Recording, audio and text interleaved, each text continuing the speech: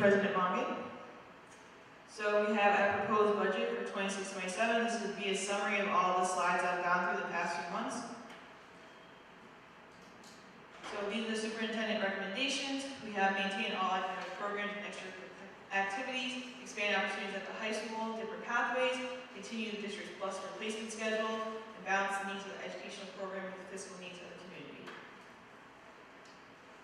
So we have Proposition 1. This is our proposed budget. Our proposed budget is $148,369,090, a budget-to-budget increase of 2.23%.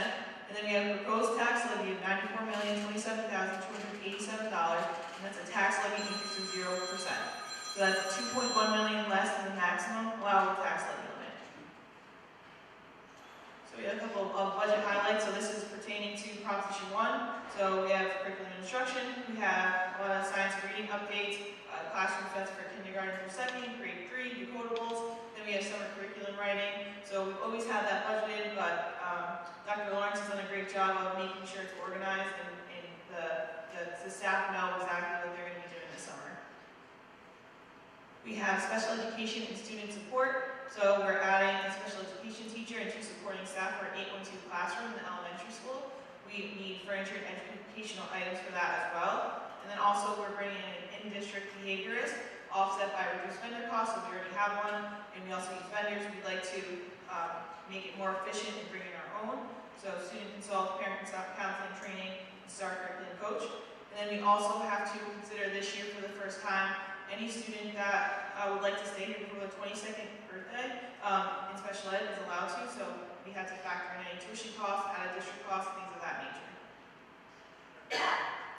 We have athletics, that's a neutral budget, so we're looking, we buy a lot of equipment year over year. We'd like to make sure it stays for a long time, so we're looking for storage units for the equipment, an outdoor scorers table, and we also have facility fees for gymnastics and ice hockey that continue to go up year over year. For transportation, the biggest purchase here is the radios. So right now we're leasing radios. We're looking to own radios, and so it's a big cost in year 1. But after that, we're only paying for maintenance, and we're doing a cost-benefit analysis. Even though it's upfront cost now, it will be worth it down the road. We have facility safety and security. So each year we have facility projects. Our director of facilities, Adam Rubin, he goes to each principal. He will ask them what their priorities are. We'll try to get any project requests that way.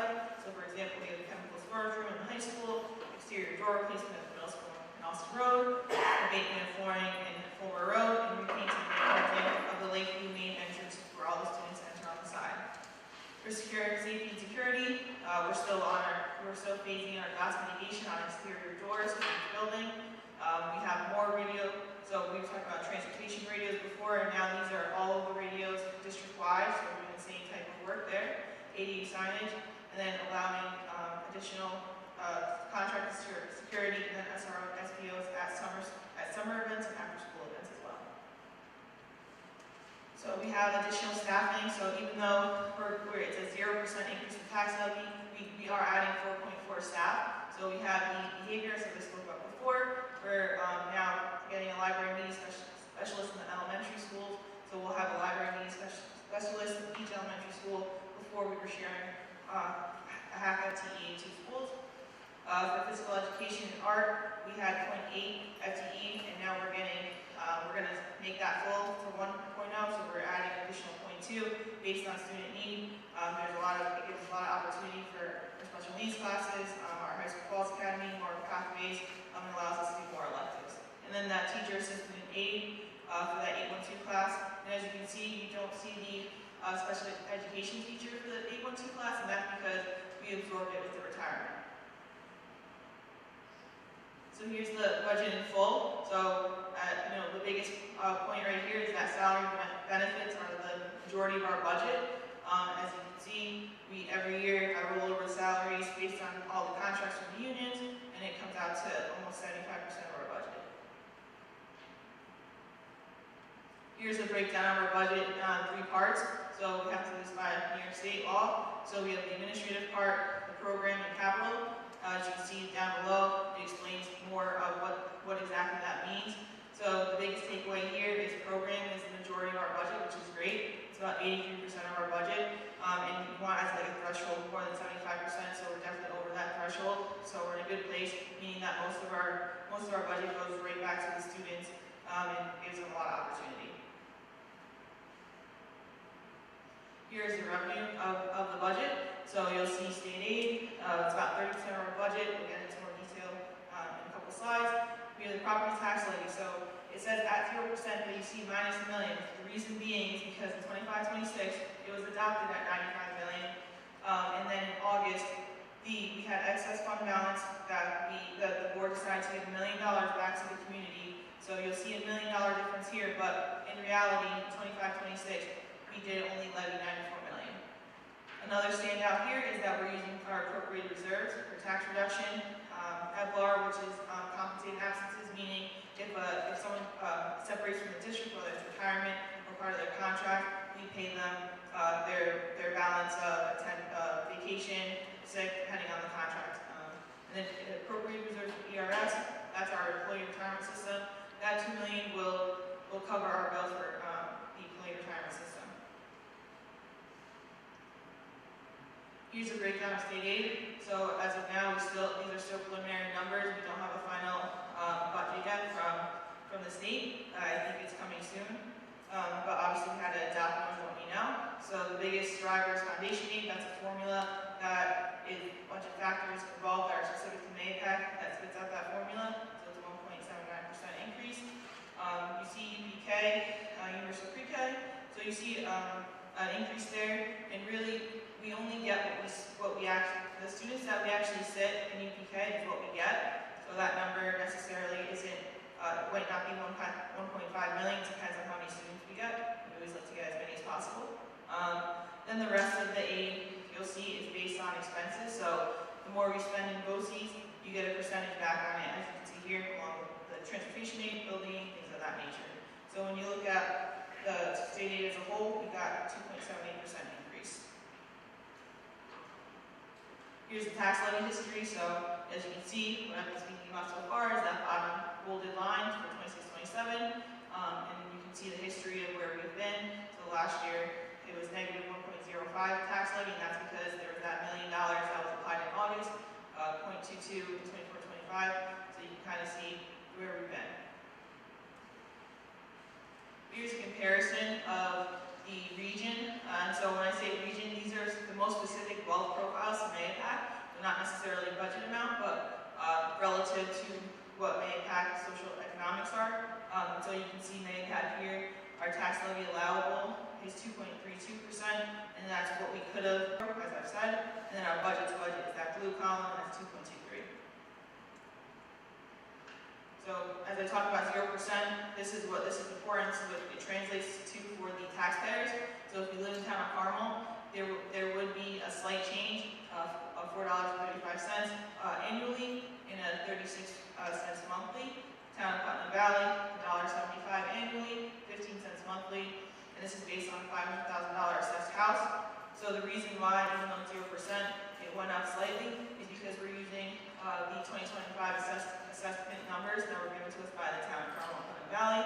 And what that means is, so if your assessment does go up, there is a chance that even though it's 0%, you could possibly have a little bit of incremental increase there.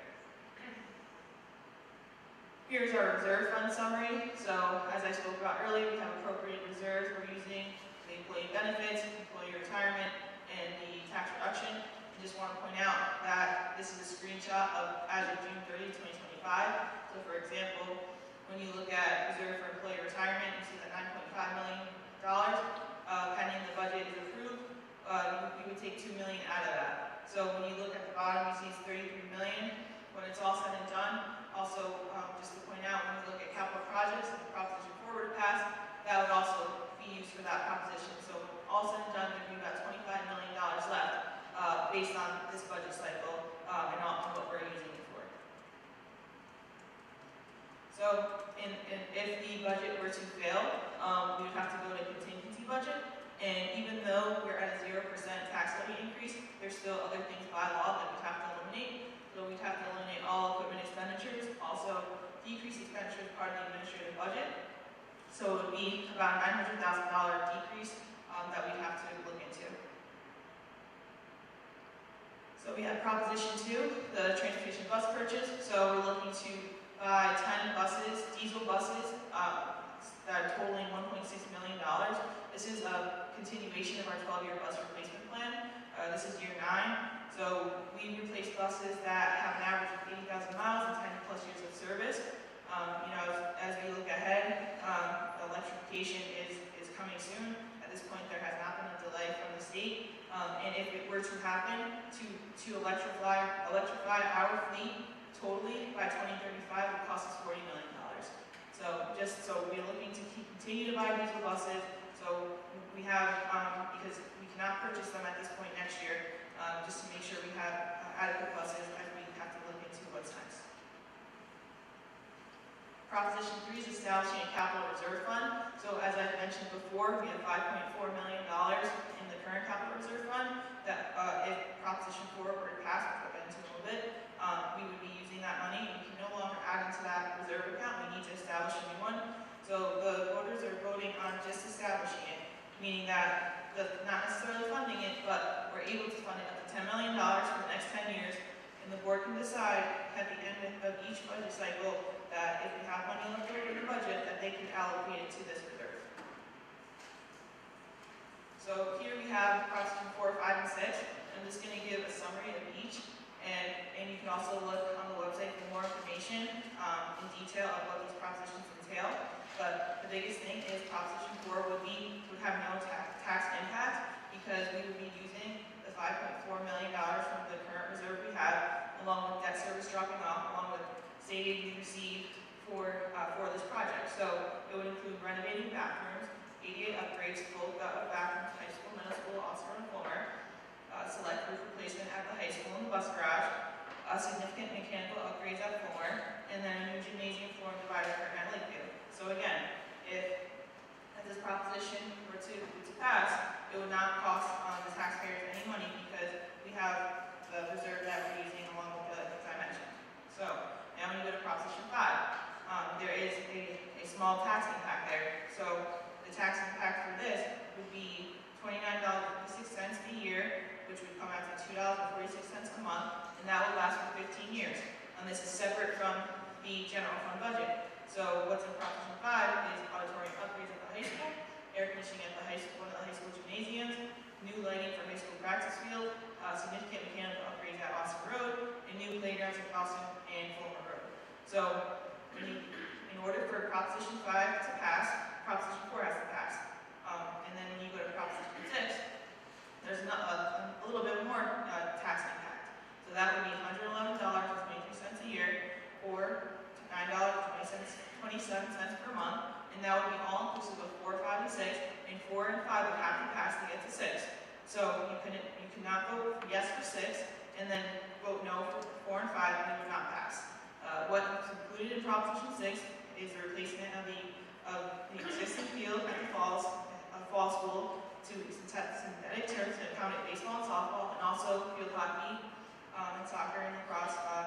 They were put a field in between those baseball fields, and then added amenities including batting enclosures, dugouts, bullpens, lighting, fencing, scoreboards, and walkways, and then also new grandstand seating for splashes at Mahopac Fall School, and also grandstand seating at the high school field, the practice field, which is Prop 5. We're also adding lighting to it if it were to pass. So just to recap, if 4, 5, and 6 were to all pass, the tax impact would be $111.23 a year, $9.27 per month for the next 15 years, and it would be on top of whatever the general fund budget at Proposition 1 would be the next 15 years. So if next year Proposition 1 would include like a $100 incremental increase to your taxes, we would add that to $111.23, or $211.23. So if this is information about early voting and absentee ballots. If you have any questions on that, you can go to the district clerk's website, Ms. Melody Baraka, or reach out to her directly. Here is this is the Board Education Trustee election. The way that they are numbered here is the way you'll see it on the ballot, and there are 3 vacancies. So thank you. Please vote on Tuesday, May 19th, 6 a.m. to 9 p.m. at Mahopac High School. Thank you.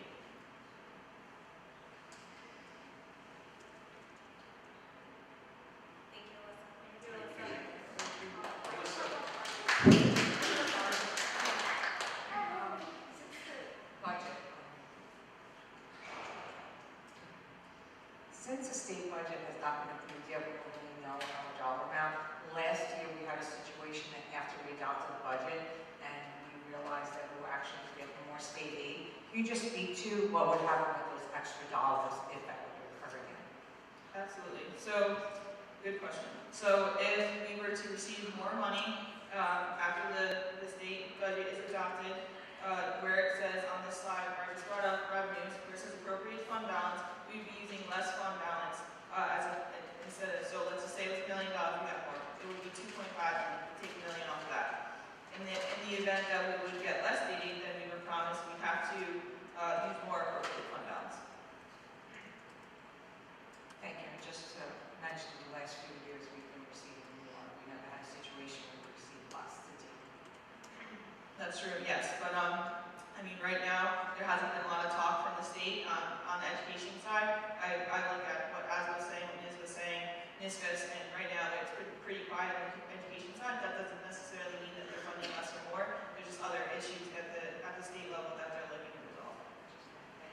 Well, so I got a question about the bus study that was, I think, due in June. It was to look at I know you had an estimate about the costs. There was either a feasibility study that was going to be done. Are we on track to see that in June? And if you could just describe, I can't remember the acronym, but it was a study that we were going to get at the end of June. You're talking about the electric fleet transition? It was Gerda, something like that. NYSERDA? That's it. Yeah, okay. Okay. So, in partnership with NYSERDA, all school districts had to complete a electrification fleet transition plan. So we did that plan here at Mahopac. The next step would be to present it probably to either facilities committee or a work session. Maybe we could have the company that completed it for us come in, if that's what the board wants, and then we can kind of discuss from there the next steps. That would be, so, okay. So you think the target is, we're still on track to see that in June, you think? Whenever the board requests we're ready. It's already been presented to myself and Nana. We're just waiting to present it to the board. Then I would suggest that we present it to us as soon as possible, feasible. Okay, thank you. Thank you, Alyssa. Alyssa, Superintendent. Great job, Alyssa. I'd like to thank Alyssa and her team, as well as our school board, for working in our school administration and our staff, for working very diligently to try to keep the numbers as low as possible, as low as we possibly could. At the same time, we're also bringing in 4.5 new staff. I think we've gone after things that we've needed to do where we couldn't wait. Whether it's, with a roof or, different capital things that we, like I said, we couldn't wait. And with our facilities director, he's really jumped on a lot of things as far as our needs. So I would like to, congratulate Alyssa, who I call an ATM machine. Throws out numbers left and right. She keeps us on track. She's always had my back. Anytime I told her in the beginning, if I ever ask you for something that sounds so outlandish, tell me no. I never thought she said that to me, but then she reminded me last night. So it took a lot of guts. After the first week, she told me no. She had to remind me, which is okay. That's her job, and she does great. And I'd like to thank the board for everything that they've done as far as this budget. It's not an easy process, but we think we're doing it as good as we possibly could, and I'd like to say thank you.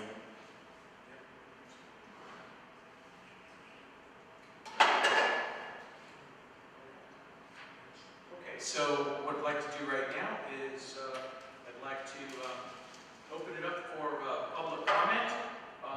We ask all speakers to adhere to policy 1230 in the following fashion: maintain the public decorum appropriate for a school. Address the president of the board. Obscene language, libelous statements, threats of violence, statements advocating racial, religious, or other forms of prejudice will not be tolerated. Comments and questions should be made in a respectful manner. Personal attacks or criticism of any person connected with the district are not permitted. Okay, Melody, do we have anybody that signed up? Marie Franklin. Marie, come on up.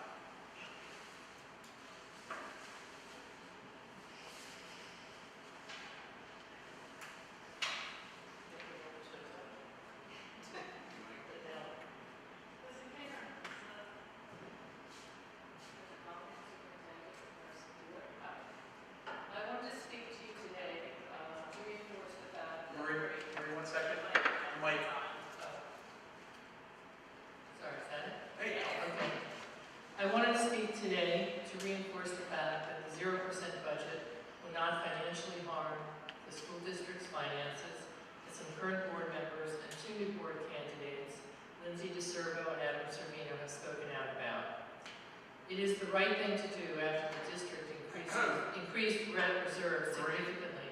Marie, just, no Oh, no, names. okay. Just, Sorry. Facts, please, thank you. Okay, sir. It's the right thing to do after the district increased reserves significantly from June 30th of $18,238,852 to June 30th last year of $33,512,423, which is an increase of over $15 million. We purposely built up reserves of over $10 million for a possible certiorari issue, which resolved no lump sum judgment. We sold the district offices to the town for $1.2 million. Hence, over $12 million of the increased reserve money was purposefully added. It's time to return this money to the taxpayer. Last year we had so much in reserves, we had to reduce the levy by an additional 1%. The reality is we probably should be reducing spending as well. Over the past 8 years, our costs have increased 20%, while our enrollment has decreased 3.65%. I truly believe we have a spending problem. We always need more. We need an extra library specialist, so we can have one for every elementary school. Well, maybe we don't need 3 library assistants also. One of the slides in the presentation shows average class size in Austin Road of 17 versus 21 and 20 in the other elementary schools. Perhaps if the class size was larger, we could save a teacher and utilize it elsewhere. I don't think we always think creatively enough. How many high school classes have 2 or 3 students? We always add, we never subtract. I have seen us totally support a reading program that had horrific results for our students. We now have to spend $250,000 to implement a new approach. After all these decades, I find it hard to believe that teaching reading is so subjective, but we managed to select a program that failed our students. Who made this decision? I hope they no longer are employed by the school district. I don't really know. I don't think we really look at what we are spending. We've changed accounting policies to change accounting spending. Last year we changed how we charge compensated absences from an expense to be charged against a reserve. That was over $500,000 change. But apparently this year on the BOE appropriation status report as of 3/31/26, there was $755,000 again as an expense. Although it was pulled from the budget, it's a negative variance. In addition, this is a 50% increase over the prior year. I guess a lot of teachers are out this year. Secondly, for 26-27, it seems we only had $25K of workers' compensation expense in the budget. So when I asked someone at the school what happened, it came to light that there's suddenly a consortium dividend that showed up to reduce $555,000 to $25,000 for the new budget. How many more of these type of slush funds do we have around? 2 changes accounting treatment reduced expenses by $1 million. Is this creative accounting? Maybe because I come from a finance background of over 30 years, I find this budget process exasperating. So hopefully board members that are elected will provide the fiscal responsibility we need. Just another short, unrelated issue is I'm concerned about the amount of time our students are spending either on YouTube for either instruction or recreation during the school day. Do we have details of these statistics? A recent Wall Street Journal article showed that when a child reads from a physical book, important brain regions fire up versus less brain activity with screen experiences. Have we replaced the teacher's job with YouTube videos? Thank you for allowing me to speak. Thank you. Thank you, Marie.